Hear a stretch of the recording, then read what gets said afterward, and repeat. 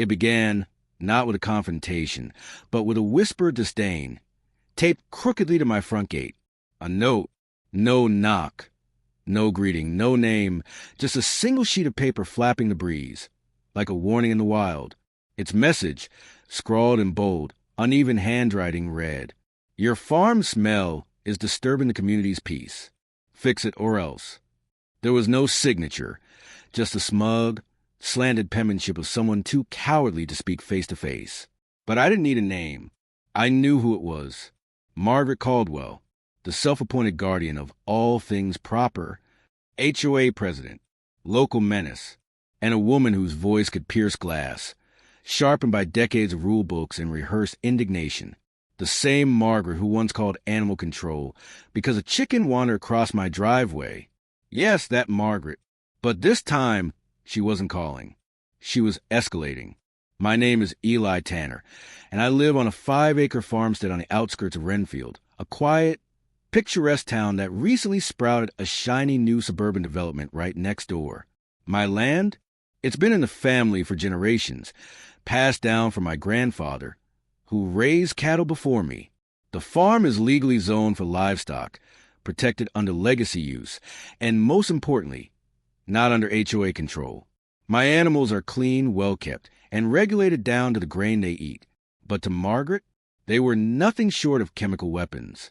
She referred to them, on public record, as four-legged olfactory attacks. The first formal complaint I received, I laughed, literally laughed out loud.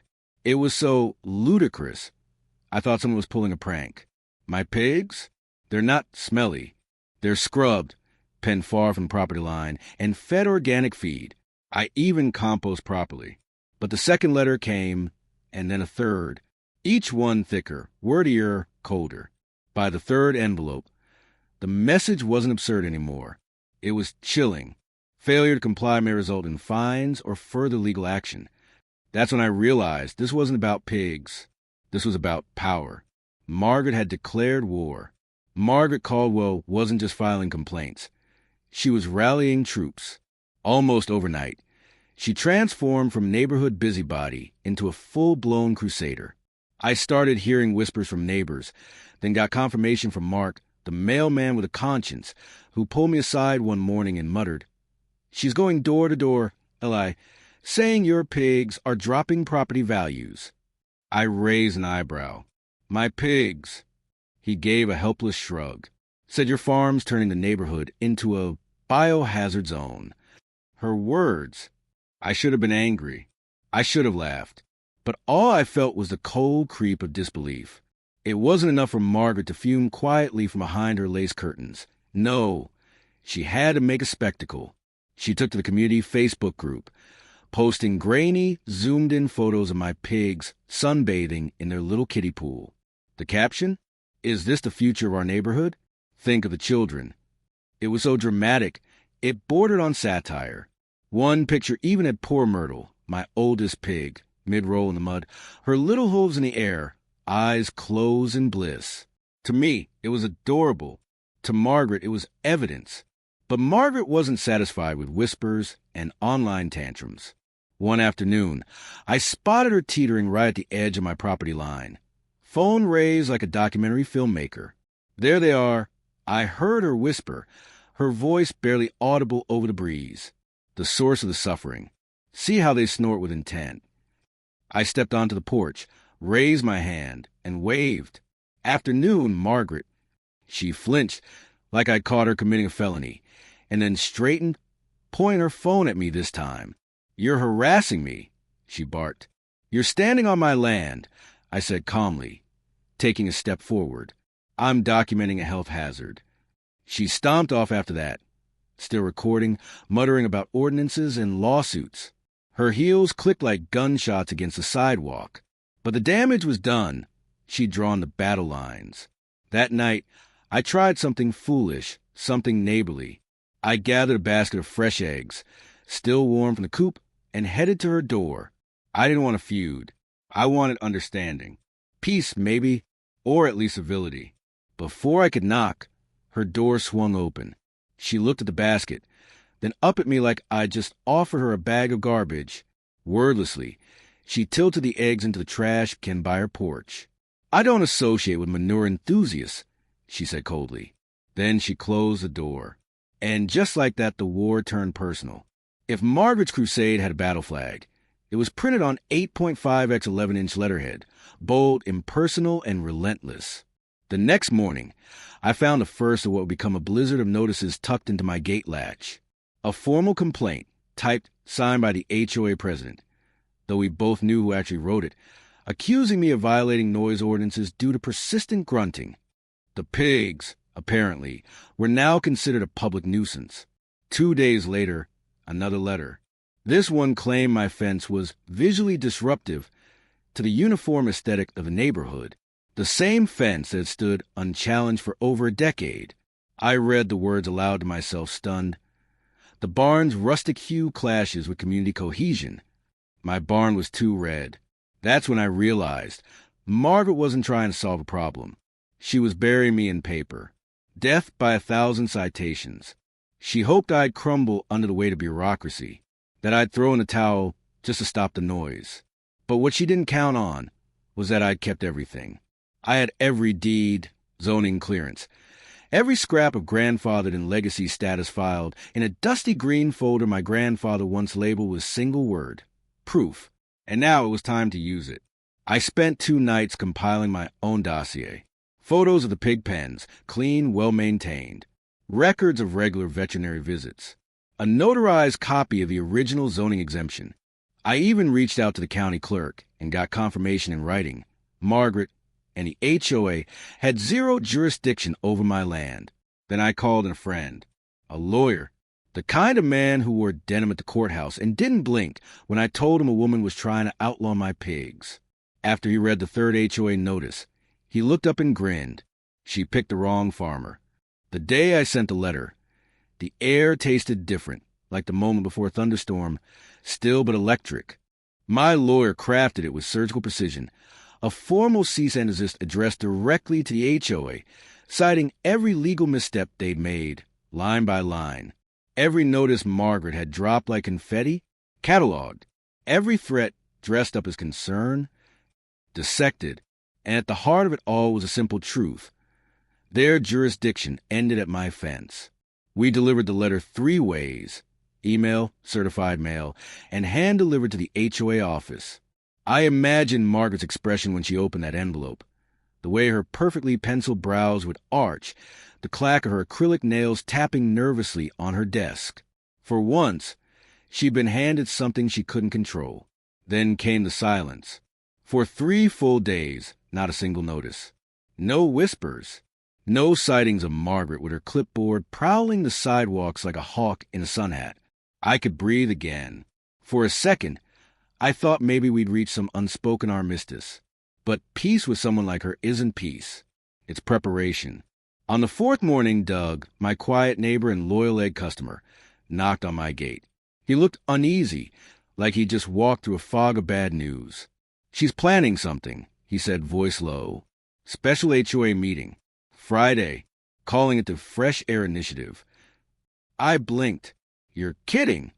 "She's trying to get the whole board to vote on banning odor-intensive land usage within range of HOA properties." He gave me a knowing look. "It's aimed at you." So that was it. Margaret couldn't beat me on my land, so she was trying to rewrite the air. Friday arrived like a storm wearing pearls and lip gloss. I didn't plan to make a scene. I didn't have to. Margaret had already set the stage with her Fresh Air Initiative, a proposal designed to ban any so-called odor-intensive activity near HOA homes. The irony? My land wasn't even under HOA control. But facts rarely matter to people desperate to feel powerful. I showed up to the meeting wearing jeans, a clean flannel, and boots still a little dusty from the morning chores. My lawyer, crisp in a gray suit, walked beside me with a folder full of citations, precedents, and enough legal weight to collapse Margaret's fantasy of control. As we stepped into the community hall, conversations died mid-sentence. All eyes turned. Some were curious. Some were nervous. But Margaret looked like she'd swallowed a lemon whole. She launched into her presentation with a PowerPoint titled, "Protecting Our Community." clean air and healthy living. The font was Comic Sans. The drama was Shakespearean. She talked about sensory pollution, psychological discomfort, and my favorite, olfactory trespassing.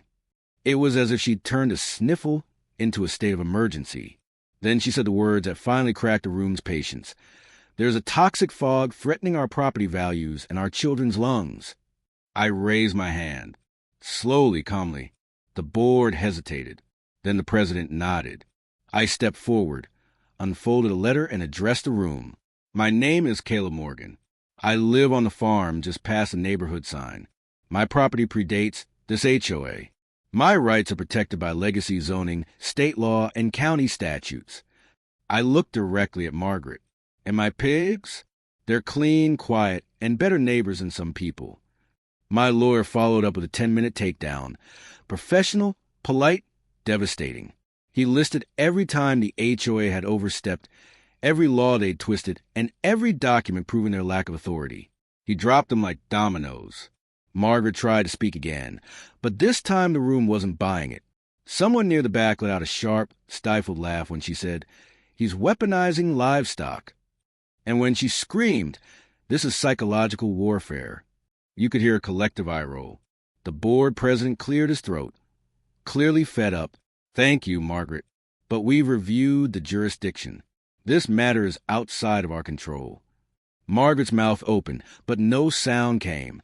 She stood frozen, her manicured fingers clutching a clipboard like it was a lifeline. And just like that, the curtain closed on her clean air crusade. If Margaret couldn't beat me with bylaws, she was going to try and bury me under a landslide of public shame. Within hours of that meeting, she launched her next offensive, this time through social media. A slow-motion video of my pigs rolling in the mud popped up on the neighborhood Facebook group. Edited in grayscale with ominous orchestral music. Text overlay read, "This is what your children are breathing." It had all the subtlety of a horror film trailer, and none of the truth. The comment section lit up, half with laughter, half with keyboard warriors taking up her banner. But for every pearl-clutching comment about rural chaos, there were twice as many gifs of pigs and party hats or people tagging friends saying, "We have to go see this farm." Margaret didn't realize it yet, but she was fueling the exact fire she was trying to put out. So I leaned in. The next morning, I posted a single photo, Karen the Piglet, standing on a hay bale, wearing a tiara and a little sash that read, "Oink if you love freedom." No caption, just the image. It exploded. People shared it, laughed, sent me messages asking when they could meet her. And suddenly, the narrative had shifted completely. Margaret was no longer the concerned citizen. She was the overzealous villain in a tale of wholesome rebellion. But the real climax came at the next Piglet parade. She showed up, of course, dressed in her Sunday best, clutching a protest sign and a megaphone. Her voice cut through the music like a buzzsaw. "This is an illegal gathering." No one listened. The kids were feeding pigs. The parents were laughing. Karen the Piglet was basking in a crowd that adored her. Margaret tried to storm the path, screaming something about city ordinances and community values, right as she stepped into a muddy patch and slipped. Full, face, plant. It was a kind of fall that echoed, a splatter that silenced a band and turned heads like a gunshot. The silence lasted just a second, and then the laughter rolled in like thunder. A piglet trotted over and sniffed her shoe. A camera flashed. And just like that, Margaret's campaign died in the mud. By sunrise the next day, Margaret's fall from grace wasn't just a local event. It was everywhere. A teenager's TikTok of her slip, titled, "When HOA Karen Meets Farm Karma," hit over 1 million views before noon. Someone else remixed the footage with opera music, slowing down the moment she face-planted, while Karen the Piglet squealed in delight just feet away. The caption? "Mud never lies." Local news picked it up within hours. Headlines read, "Pig Parade turns protest into puddle showdown. Farm versus HOA. The mudsling heard across the county. Karen and the tiara-wearing piglet. A modern fable." I didn't post a thing. I didn't have to. The internet had chosen its hero, and spoiler alert, it wasn't Margaret with a megaphone. For the first time since her campaign of letters, threats, and policy manipulation began, the community didn't just tolerate my presence, they embraced it. Kids stopped by the fence to say hi to the animals. Strangers dropped off treats and thank you notes. A local boutique offered to make little plush Karen piglets to raise money for the animal shelter. I stood on my porch one morning, coffee in hand, as a pair of joggers passed by and shouted, "Long live the tiara!" And I realized this had become so much more than just about pigs. It was about standing your ground when bureaucracy goes rogue, about the underdog, covered in mud but walking tall, showing everyone what quiet resilience really looks like. It didn't happen all at once. No dramatic exits, no speeches or final threats. Margaret simply disappeared. For days, her house remained still, shutters drawn, porch untouched, no sign of her infamous clipboard. The woman who once patrolled the sidewalks like a self-appointed sheriff had gone completely dark. At first, it felt like the eye of a storm. I kept expecting the other shoe to drop, a lawsuit, a cease and desist, something. But nothing came. Instead, what arrived was silence, and it was beautiful. Neighbors who had once been too afraid to speak up were now hosting barbecues, waving as I passed, even asking if they could volunteer at the next Piglet parade. The HOA board, previously under Margaret's iron thumb, quietly stopped sending notices. No new complaints. No new fines. It was as if her reign had evaporated the moment her boots hit that puddle. Then one morning I saw it, a moving truck, parked outside her house. No announcement, no goodbye, just box after box being loaded up by strangers while Margaret stood on the porch, arms crossed, face blank. She never looked up, not once. Not at the farm, not at the cameras, not at me. I didn't wave. I didn't gloat. I simply stood there, coffee in hand, and watched as the empire of paper and paranoia she'd built was packed away piece by piece. It wasn't just the end of a feud. It was the beginning of a new chapter. With Margaret gone, it felt as if the entire neighborhood exhaled. The air was lighter, the silence softer, not heavy with tension, but filled with possibility. For the first time in years, my farm wasn't a battleground. It was just a farm. And more than that, it had become something unexpected. A gathering place, a community anchor, a symbol of resilience wrapped in flannel, feathers, and four-legged charm. Families who had once crossed the street to avoid the property now strolled through the gate with warm smiles and curious kids in tow. Local teachers reached out to schedule field trips. A veterans group asked if they could host a picnic on the grounds. Someone even donated a handmade bench with "Oink if you love peace" carved into backrest. Karen the Piglet, our unlikely mascot of triumph, continued to reign as queen of the barnyard. Kids lined up just to feed her apple slices or take selfies. Parents took photos like they were at Disneyland. She'd trot out in her little tiara, give a well-timed snort, and bask in the adoration like she was born for it. And maybe she was. After all, she had become more than just a piglet. She was a reminder that laughter could be more powerful than litigation. The fence that once marked the boundary of conflict now hosted flower boxes, painted by neighborhood children. Where once there were legal threats, now there were lemonade stands. The energy had shifted completely. The farm was no longer something to fear. It was a place people could belong to, even if just for an afternoon. The first anniversary of the Piglet Parade came faster than I expected. It had been a year since the mud, the tiara, the laughter that echoed louder than any megaphone ever could. What started as a petty war had become a community tradition, one no one could have predicted. So we decided to do it again. But this time, it wasn't about proving a point. It was about celebration, healing, togetherness. We called it Piglet Day. It wasn't just a reprise of the original parade.